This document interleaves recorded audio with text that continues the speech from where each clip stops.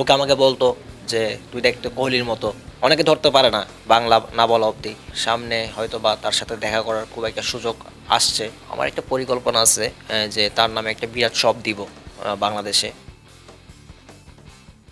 দর্শক, আজকে আমার সাথে এমন একজন আছেন যার পরিচিতি দেশ ছাড়িয়ে এখন বিশ্ব দরবারে, যাকে দেখতে ভারতের ক্রিকেট সুপারস্টার বিরাট কোহলির মতো। ভাই, আপনার নামটা কি? আমার নাম মোহাম্মদ আরমান। দেখলাম যে আরমান কোহলি, অনেক জায়গায় আপনার নাম দেখলাম। কোহলি নামটার সাথে তো আপনার চেহারার হুবহু মিল আছে। তো নিজের ভিতরে কোহলির যে ভাবটা আছে, এটা কখন থেকে আপনি নিজে উপলব্ধি করতে পেরেছেন? যখন থেকে আমি তার খেলা দেখা শুরু করেছি, তাকে আমি ফলো করছি, সেই তখন থেকে আমি তাকেই অনুসরণ করছি। সেই সুবাদে লোক আমাকে বলতো যে তুই দেখতে কোহলির মতো। তো আমি একটা সময় গিয়ে নিজেকে অবজার্ভ করলাম যে আসলেই দেখতে হয়তো বা তার মতো কিছুটা মিল আছে। সেই সুবাদে লোকে কোহলি বলছে, এটাই। আগে তো ছিলেন সাধারণ, এখন হয়ে গেছেন অসাধারণ কোহলির একজন পাগলা ভক্ত। সেক্ষেত্রে কোহলির সাথে দেখা করার যেই একটা স্বপ্ন থাকে, সেই স্বপ্ন কত দূরে এগোলেন? অনেকটাই এগিয়েছি, আশা করছি। অনেক টিভি চ্যানেল নিউজ করছে।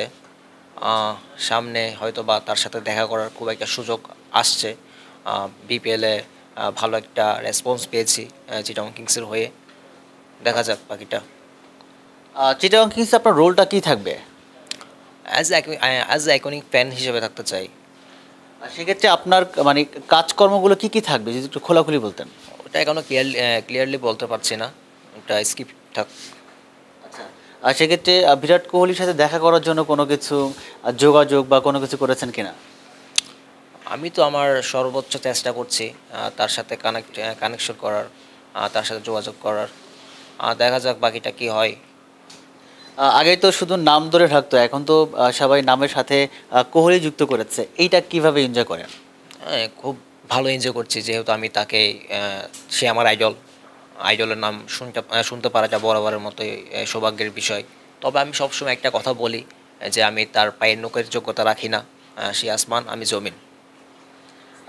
কোহলির চেহারার সাথে তো মিল আছে, এবং তার যে মানে অঙ্গভঙ্গি আছে, মানে উইকেট পেলে, সেঞ্চুরি করলে যেভাবে হুবহু সেভাবেও আপনি করতে পারেন।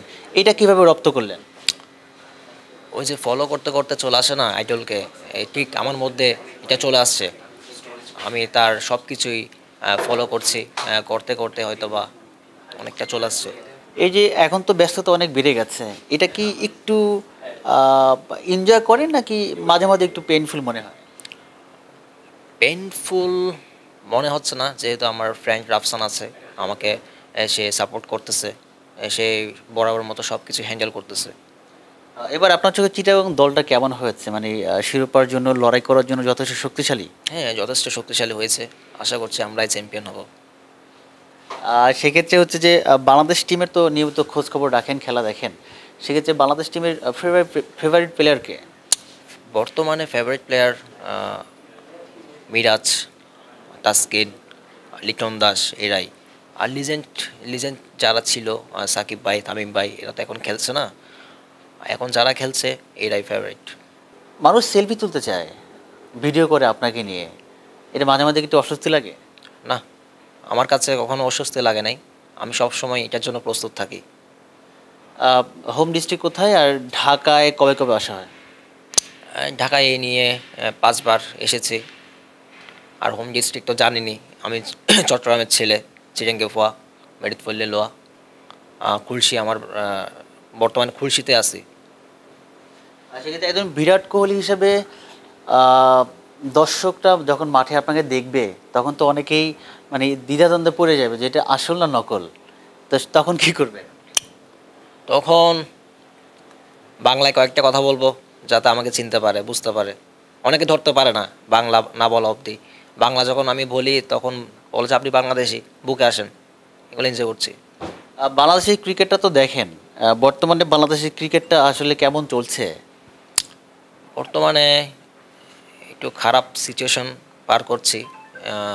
আমি চাই ব্যক্তিগতভাবে যে বিদেশি কোচ বর্জন করা হোক, আমাদের বাংলাদেশি কোচ নিয়োগ দেওয়া হোক।